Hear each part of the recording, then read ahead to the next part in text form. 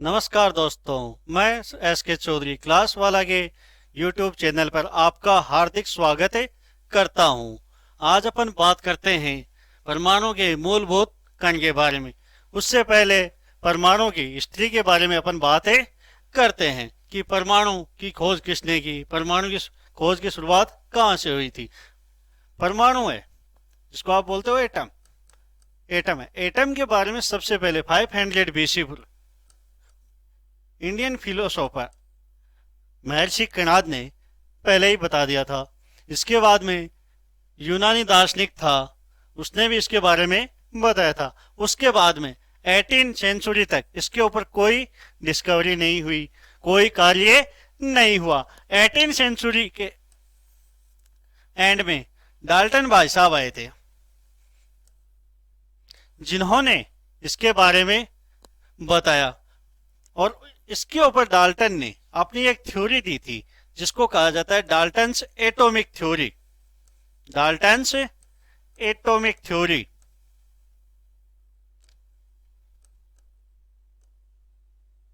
Atomic theory Dalton ने कहा कि पदार्थ का छोटे से छोटा कण जिसको आगे विभाजित नहीं किया जा सकता वो परमाणु कहलाता है। क्या कहलाता है?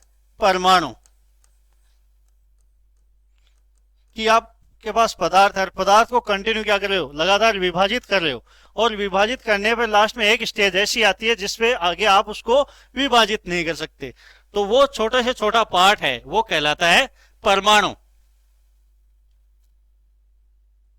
जिसको इंग्लिश में बोलते हैं आप atom. According to Dalton atomic theory,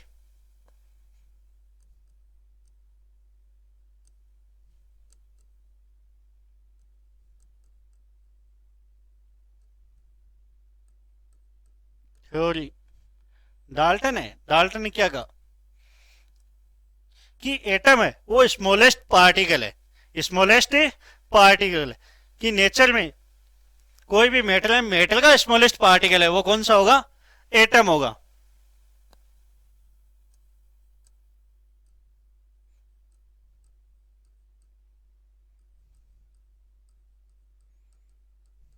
फिर डाल्टन ने कहा कि नेचर है, नेचर के अंदर कोई भी ऐसी रिएक्शन है नहीं है, मतलब कोई भी ऐसी अभिक्रियाएं नहीं है जिसके अंदर परमाणु या एटम हो भाग नहीं लेता है, पार्टिसिपेट नहीं करता है, ऐसी कोई रिएक्शन है नहीं है। तो इस प्रकार अपन एटम है, एटम को क्या कह सकते हैं? फंडामेंटल पार्टिकल भी कह सकते हैं।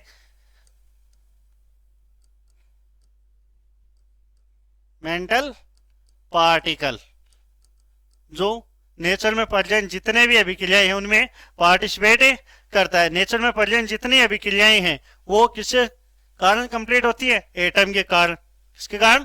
एटम के कारण। थर्ड पॉइंट आता है अपना कि डाल्टन ने कहा था एटम है उसको आगे आप विभाजित नहीं कर सकते, कि एटम वो नॉट ए डिविजिबल है।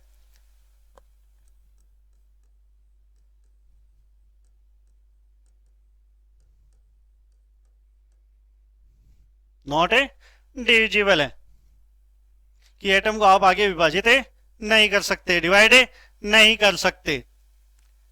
इसके बाद में डाल्टन ने कहा था कि एटम वो फ्रीली एग्जिस्ट नहीं कर सकता। वो किसके रूप में उपस्थित होता है? मॉलिक्यूल्स के रूप में या कंपाउंड्स के रूप में है, इनके रूप में उपस्थित होता है।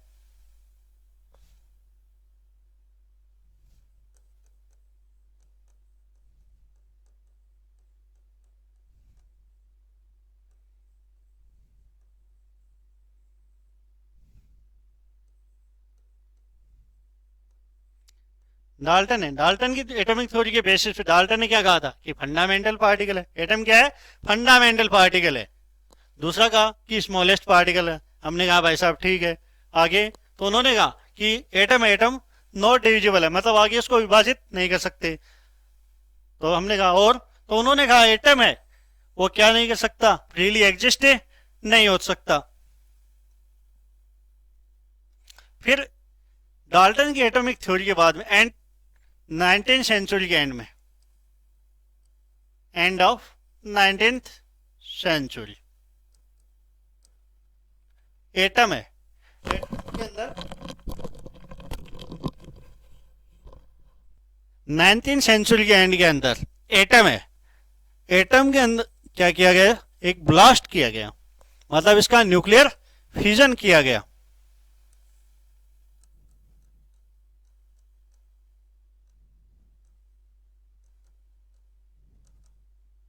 न्यूक्लियर फ्यूजन किया गया, तो न्यूक्लियर फ्यूजन किया गया तो इसके अंदर से छोटे छोटे छोटे छोटे छोटे छोटे सब पार्टिकल्स निकले।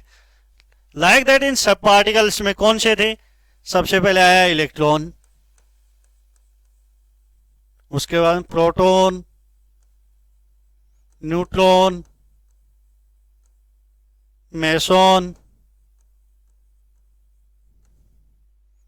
उसके बाद में आप देखो तो न्यूट्रिनो,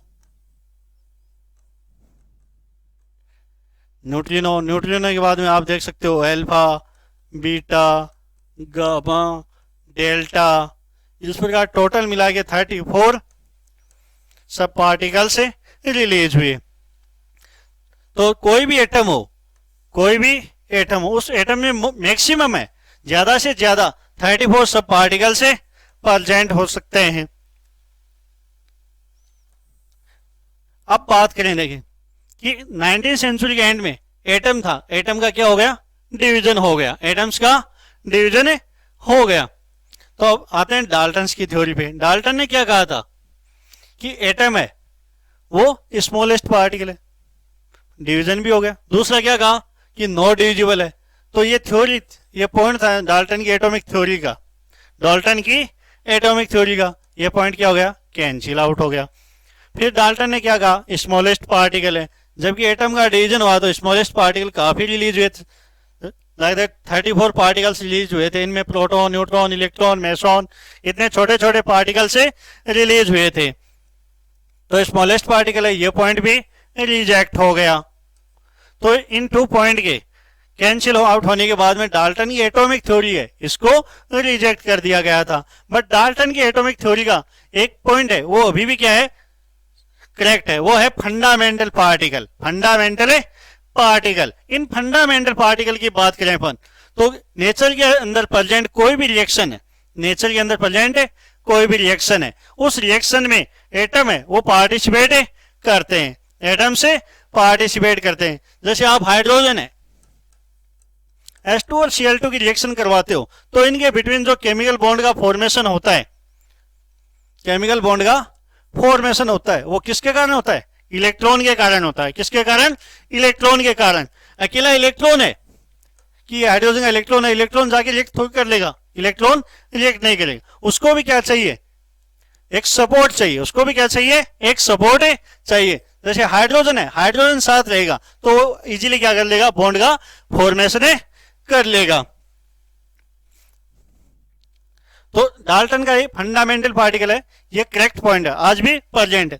दूसरा इन्होंने कहा कि एटम है वो फ्रीली स्टेट में एग्जिस्ट नहीं करता। एटम है, एटम ऑलवेज प्रेजेंट होता है मॉलिक्यूल या कंबाइंड फॉर्म कह सकते हो कि किसमें होता है, कंबाइंड फॉर्म में प्रेजेंट होता है। इस कंबाइंड फॉर्म में आ जाएगा आपका मॉलिक्यूल,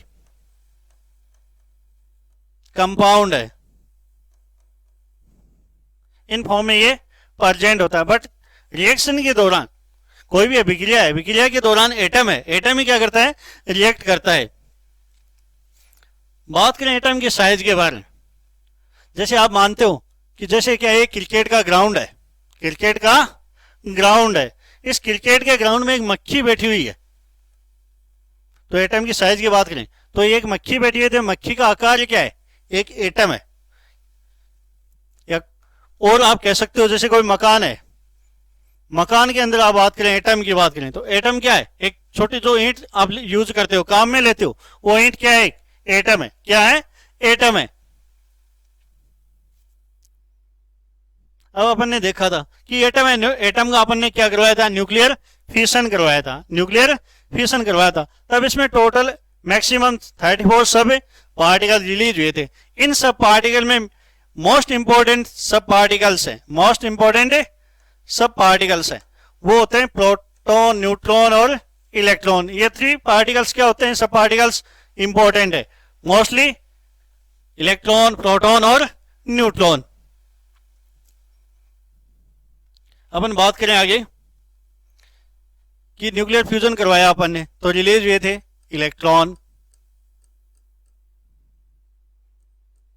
प्रोटॉन और न्यूट्रॉन, मेनली मोस्टली है। ऑब्वियसली ऑल एलिमेंट्स के अंदर इलेक्ट्रॉन और प्रोटॉन प्रेजेंट होते हैं। इलेक्ट्रॉन और प्रोटॉन सभी एलिमेंट्स में प्रेजेंट होते हैं। न्यूट्रॉन है वो हाइड्रोजन में प्रेजेंट नहीं होता, हाइड्रोजन के प्रोटीरियम में, मतलब 1H1 के अंदर प्रोटियम में प्रेजेंट है नहीं होता। ड्यूटेरियम में प्रेजेंट होता है 1S2 में, 1S3 ट्राइटियम में प्रेजेंट होता है न्यूट्रॉन। अब आगे बात करें अपन कि एटम है, एटम के 3 सब पार्टिकल्स थे मोस्टली, वो कौन से काउंट होते हैं? प्रोटॉन, न्यूट्रॉन और इलेक्ट्रॉन। अब इनके थोड़े से इनके मास के बारे में, इनकी खोज किसने की, उनके बारे में बात कर लेते हैं अपन। इनका मास कितना होता है, एब्सोल्युटली मास है वो कितना होता है, इनके बारे में बात करते हैं। तो सबसे पहले आता है अपना सब पार्टिकल्स के अंदर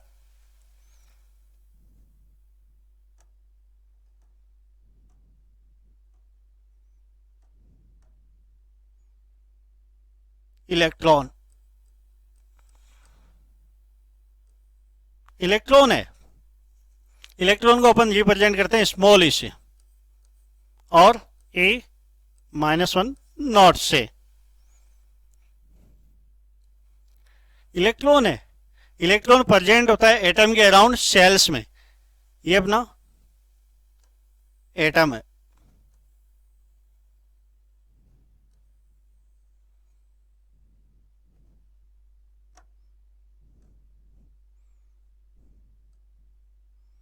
ये न्यूक्लियस है। न्यूक्लियस के अंदर क्या होते हैं? प्रोटॉन और न्यूट्रॉन।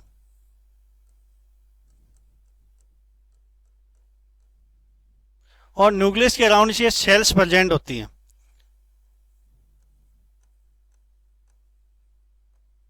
या इनको दूसरा वर्ड बोलते हैं अपन ऑर्बिट। ऑर्बिट भी कर सकते हैं, सेल्स या ऑर्बिट। इलेक्ट्रॉन्स प्रेजेंट होते हैं इन ऑर्बिट्स में।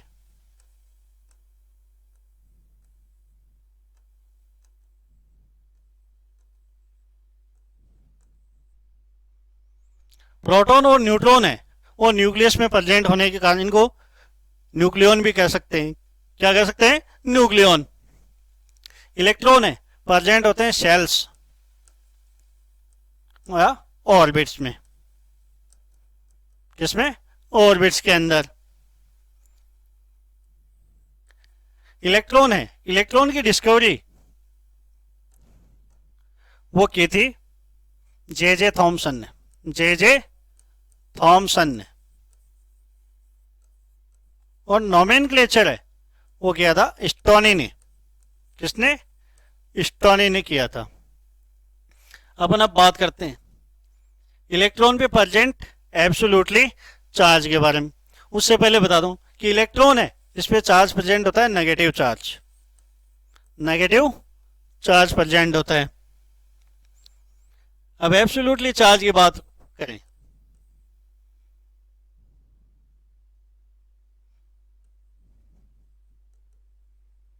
एब्सोल्युटली चार्ज, एब्सोल्युटली चार्ज होता है इलेक्ट्रॉन पे -1.67 इंटू 10 की पावर -19 कुलाम। चार्ज है, चार्ज का मात्रक होता है बेटा कुलाम। चार्ज को रिप्रेजेंट करेंगे अपन कुलाम से। नेक्स्ट में अपन बात करते हैं मास के बारे में। मास के बारे में इलेक्ट्रॉन है, इलेक्ट्रॉन का मास देखें तो सबसे पहले देखते हैं ग्राम में। ये होता है 9.1 इंटू 10 की पावर माइनस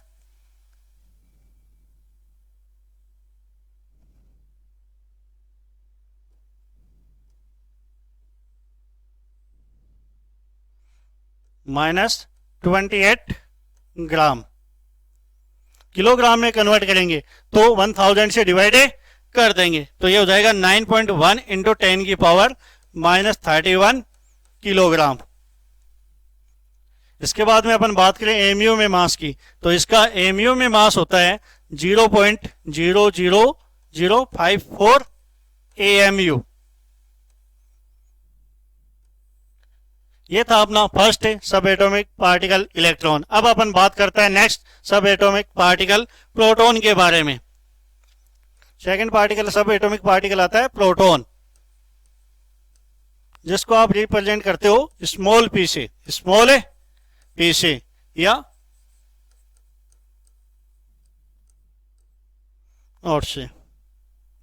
प्रोटॉन है, प्रोटॉन प्रेजेंट होता है न्यूक्लियस में, न्यूक्लियस। प्रोटॉन पर पॉजिटिव चार्ज होता है, पॉजिटिव चार्ज। न्यूक्लियस है, न्यूक्लियस में प्रेजेंट पॉजिटिव चार्ज है, उसके लिए रिस्पॉन्सिबल प्रोटॉन होता है। कौन होता है? प्रोटॉन होता है। प्रोटॉन है, प्रोटॉन की डिस्कवरी की थी गोल्डस्टीन ने, गोल्डस्टीन ने।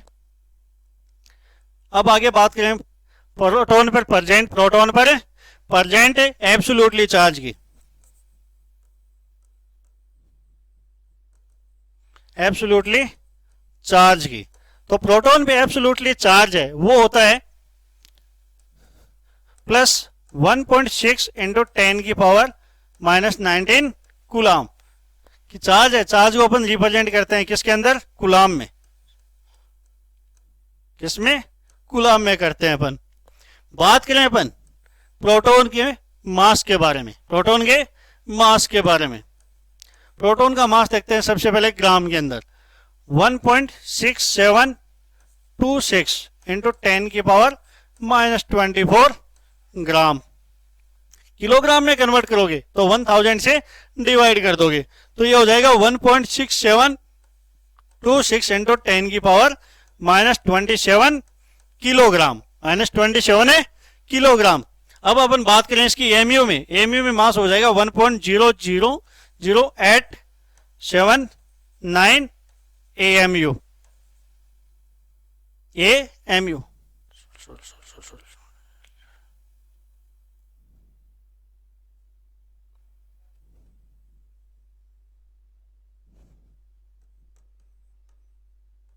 ये देखो किलोग्राम में होता है 1.6726 इंटू 10 की पावर माइनस 27 किलोग्राम, और एएमयू में होता है 1.0000786 AMU। अब अपन बात करते हैं नेक्स्ट सब पार्टिकल न्यूट्रॉन के बारे में। किसके बारे में? न्यूट्रॉन के बारे में। न्यूट्रॉन है बेटा, वो होता है न्यूट्रल। कैसा होता है? न्यूट्रल होता है।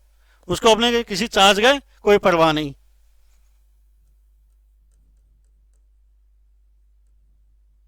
न्यूट्रल होता है। न्यूट्रॉन है, न्यूट्रॉन को रिप्रेजेंट करते हैं स्मॉल एन से, स्मॉल एन से। न्यूट्रॉन प्रेजेंट होता है न्यूक्लियस के अंदर, न्यूक्लियस के अंदर प्रेजेंट होता है। न्यूट्रॉन है, न्यूट्रॉन के मास के बारे में बात करें अपन। किसके बारे में? मास के बारे में। तो न्यूट्रॉन का मास है वो अप्रोक्सीमेटली प्रोटॉन के मास के इक्वली होता है। इसका मास होता है ग्राम के अंदर 1.6749 इंटू 10 की पावर माइनस 24 ग्राम। किलोग्राम में होता है इसका 1.6749 इंटू 10 की पावर माइनस 27 किलोग्राम। एएमयू में बात करें तो इसका मास होता है 1.0000879 AMU। तो दोस्तों अपन ने तीनों सब एटॉमिक पार्टिकल देखे। सब एटॉमिक पार्टिकल की डिस्कवरी किसने की, इसका मास कितना होता है, ये सब देखें, और इनके बारे में विस्तार से अपन स्टडी वो आगे के वीडियो में करते हैं। थैंक यू, धन्यवाद।